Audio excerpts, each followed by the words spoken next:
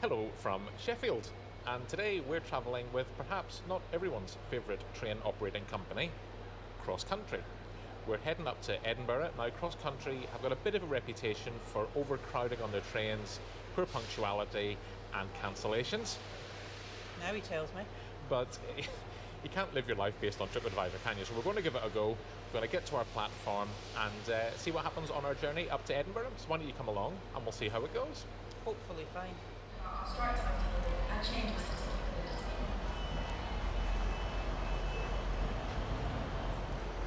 So the train is looking very busy. It's coming from Birmingham New Street and there's quite a crowd on the platform.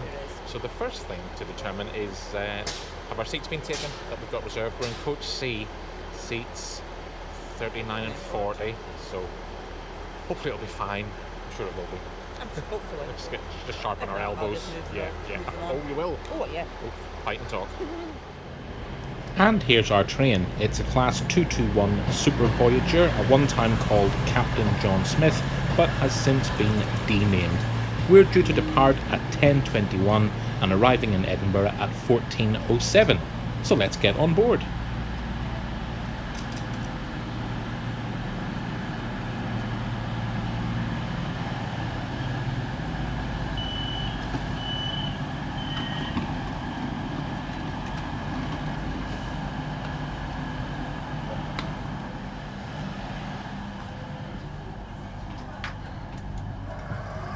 And my first job upon boarding is to have a fight with the luggage space.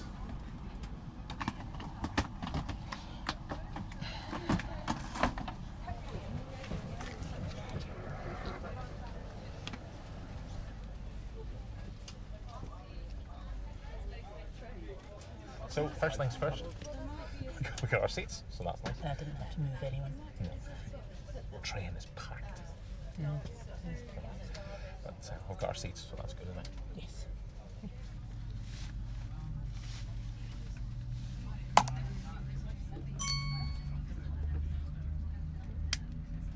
And our journey northwards will see us call at Wakefield Westgate, Leeds, York, Darlington, Newcastle, Morpeth, Berwick-upon-Tweed and Edinburgh, a journey of 256 miles. This Sheffield station was opened in 1870 by the Midland Railway to the designs of the company architect John Holloway Sanders, who's perhaps better known for his station buildings on the Settle to Carlisle railway line. The new station was built in spite of some local controversy.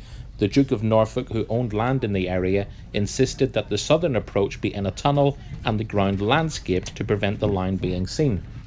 The Sheffield Corporation, as Sheffield City Council was known at the time, was so concerned about the eastern side of the city being cut off from the city centre that it insisted that public access be preserved across the railway site. Anyway, we're well out of Sheffield now and are making our way towards Wakefield. In 1856, the first Wakefield Westgate station opened. Its southern side was built for the Bradford, Wakefield and Leeds Railway, which was operated by the Great Northern Railway on part of the private estate belonging to a wealthy cloth merchant called John Milnes. His mid-18th century mansion was partially demolished and its remains were incorporated into the station. That's dedication to the cause for sure. A new station opened on the opposite side of Westgate in 1867, and at a cost of £60,000, it was described by a local newspaper as one of the most perfect stations in England. Special care in designing the works have been taken in order that every facility might be given for the easy and expeditious working of the goods and passenger traffic. A prominent feature was a turreted tower which, as a result of lobbying by the Wakefield Tradesmen's Association, was converted into a four-face clock tower in June 1880. The clock's mechanism was designed by the horologist and lawyer Sir Edmund Beckett and made by Potts of Leeds. Starting in 1967, an extensive rebuild of the second station resulted in the removal of the clock tower and most of the station buildings. That's progress for you. Leeds railway history dates as far back as 1758, when permission was granted to build a wooden wagonway to haul coal from Middleton to Leeds. In the early days of railway development, 6 different companies built competing lines and stations in and around Leeds. Leeds is also known as Leeds City Station. After the railway grouping in 1923, New and Wellington stations were joined in 1938 to create Leeds City Station. The two stations were connected by a north concourse made of reinforced concrete with an Art Deco ceiling, skylights and lighting. City Station was completely rebuilt in 1967 when Leeds Central Station closed and its services were transferred to City Station.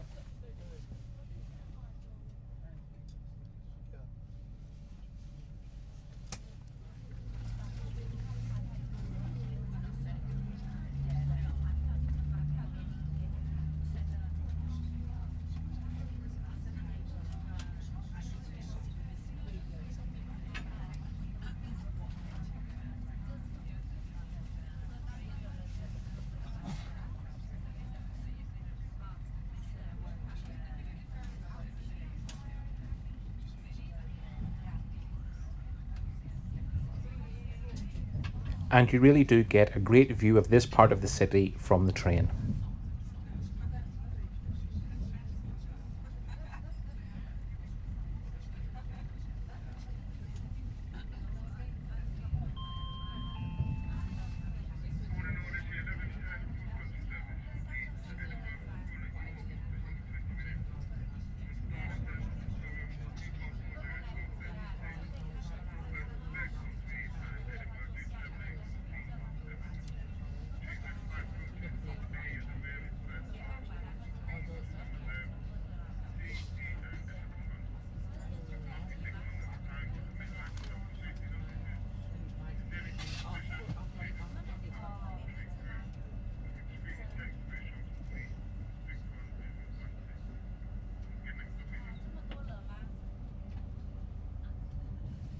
CrossCountry is rolling out a £75.1 million overhaul of its entire 70-strong Voyager fleet.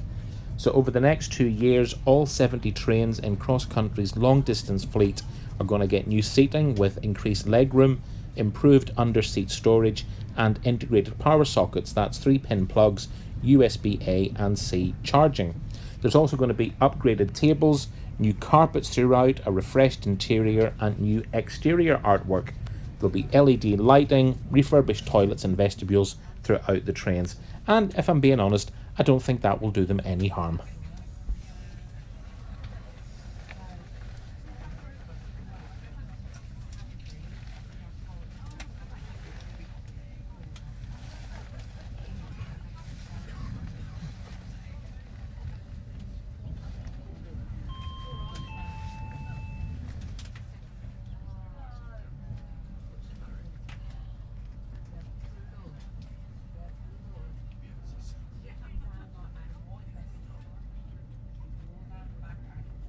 Construction of the present station at York took place between 1871 and 1877, with the station opening on the 25th of June 1877. It had 13 platforms and at that time was the largest railway station in the world. It has just the 11 platforms now, but it does have the York Tap, which is well worth a visit for the weary traveller.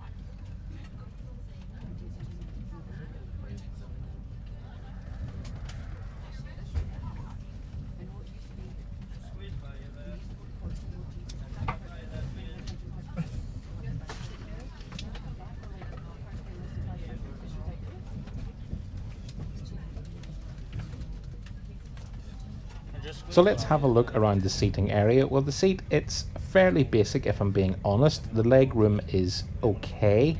I think the seat's comfy enough, but we'll get more on that later. And there's a tray table, which was clean, so that is all pretty good. Overhead, well, there are luggage spaces, as you'd expect, a coat hook and a blind, which is very useful because the sun is blazing today, which is something that we've not been used to up north. And there's overhead lighting, one of which worked and one of which did not. And the tray table is large enough to accommodate one medium-sized lunch bag. That's a metric lunch bag, not an imperial one. And down by the side of the seat is a 3-pin plug for charging your laptop or mobile phone. And between the seats we've got this device, I presume, which is for plugging in headphones to listen to your stuff. It'll be interesting to see what stays and what goes when all these trains are refurbished. And Wi-Fi was offered. It was absolutely useless for streaming YouTube, but to be fair to CrossCountry, they did say on the terms and conditions it's not for YouTube, so I can't fault them there. It was fine for sending and receiving messages.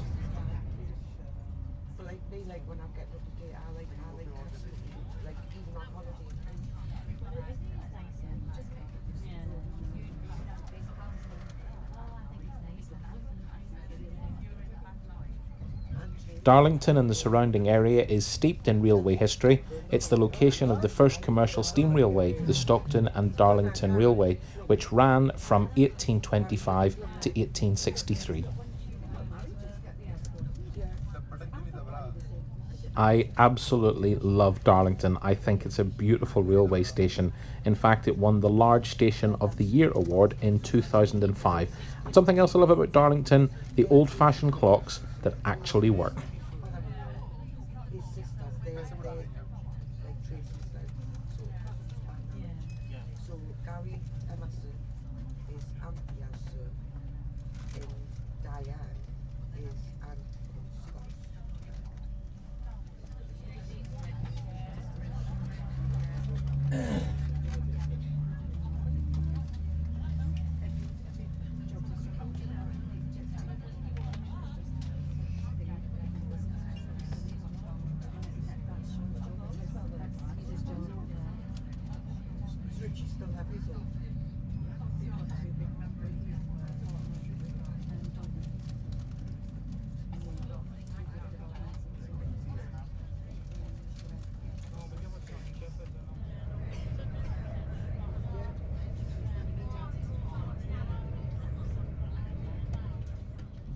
We approach Durham over the 11-arch Durham Viaduct. There have been 4 stations serving Durham over the years. There was Shincliffe, which was built in 1839 and closed to passengers in 1941. Durham Gilesgate, which opened in 1844 and closed in 1966. It's actually now a Travelodge. Then there was Durham Elvet, which opened in 1893 and closed in 1953. And there's Durham, which was opened in 1857 and in 1872 became the current East Coast Main Line station that serves Durham.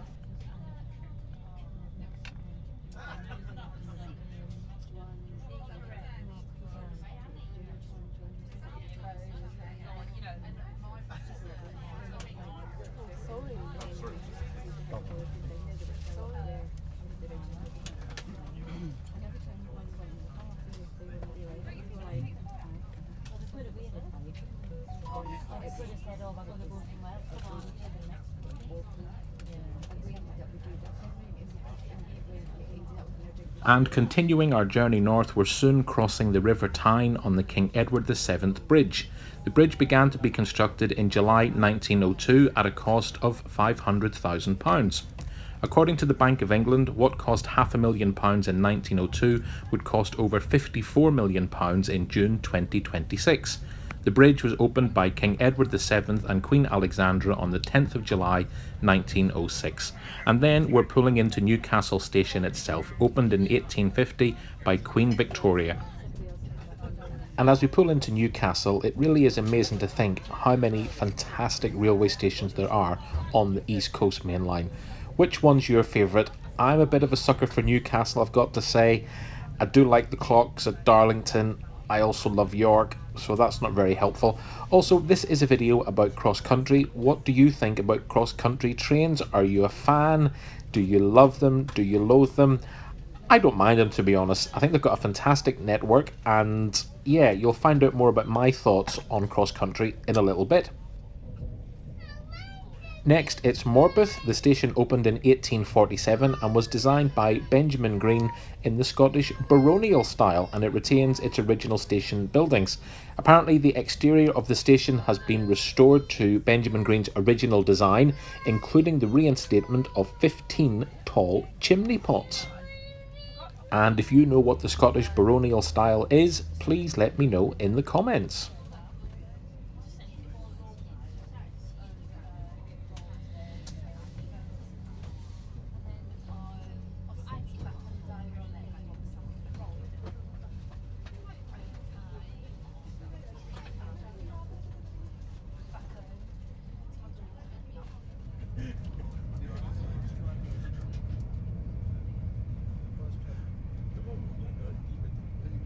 Okay, let's go and check out the loo.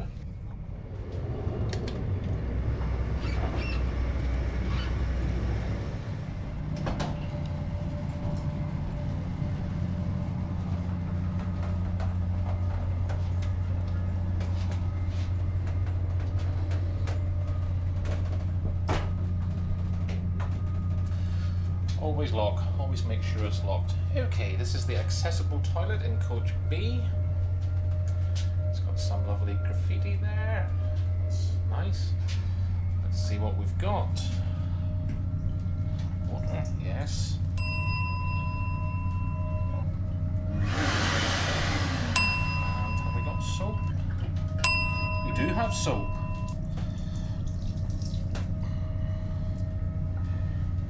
There's some blue roll as well. So got one of them. One of them.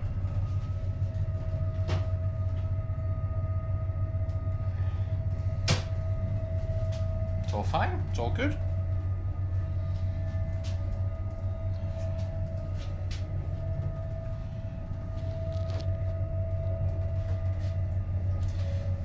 Top toileting from CrossCountry.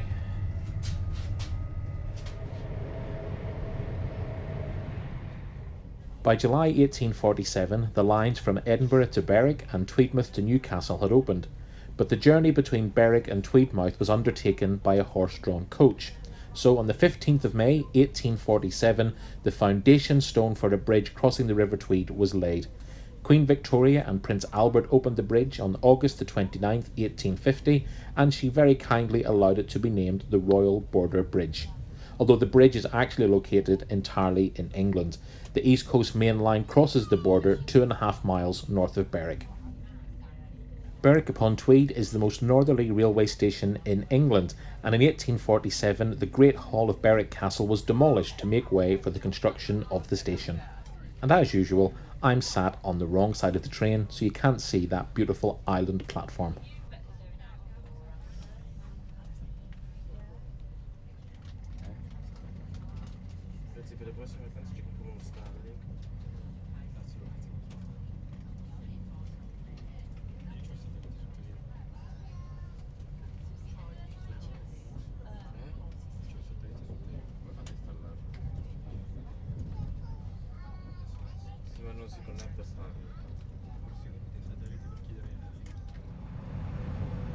And a few minutes after leaving Berwick upon Tweed station, we do indeed cross the England-Scotland border at Marshall Meadows. So I'm just out in the vestibule in coach B, and it's all gone fine. I think the trains are showing their age a wee bit, but can't do much about that. It's packed, the vestibule is much cooler, so that's nice. And yeah, all in all, it's going fine. The crew have been very nice. I think the seat's okay, but I'll get an update on that from Mrs. Tim's Travels. But what's your experiences with cross-country? I'd like to know. I'm going to go head back to my seat and catch our last few minutes getting into Edinburgh Waverley. I'll see you there. And the cost of our journey today from Sheffield to Edinburgh Waverley was £44.80 with a 2 together railcard. I think that's great value. So as we arrive at Edinburgh Waverley, you can get our thoughts on cross-country in a moment. Just one other thing that I would say that I forgot to mention is that there was a catering service available, but it was a case of, I'm in coach F, come and find me. and we didn't. We had a packed lunch, so we didn't use the catering service. Anyway, you can get our thoughts on CrossCountry in just a second.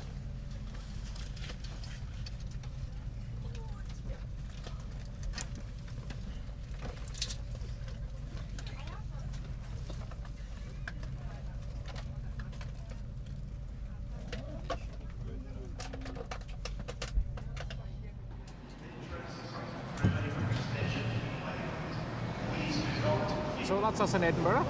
It is, and How it's was- sunny. And how was CrossCountry? It was alright. A bit basic, I suppose. The seats were comfier than early in the year. Now it's not quite snug as it was on the way down. But all in all, it was it was fine. Got Right. everywhere on time. They just seem a bit tired. I would agree with that. So maybe standard class is not the thing. Well, you just need to take me on first class to see how to compare it. Well, what we'll have to do. But I think right now we're probably going to nip to Weatherspoons and get something to eat and maybe something to drink. But all in all, CrossCountry, nothing to write home about, but maybe not as bad as the reviews either. No. Anyway, thank you for watching, and we will see you on the next one. Bye.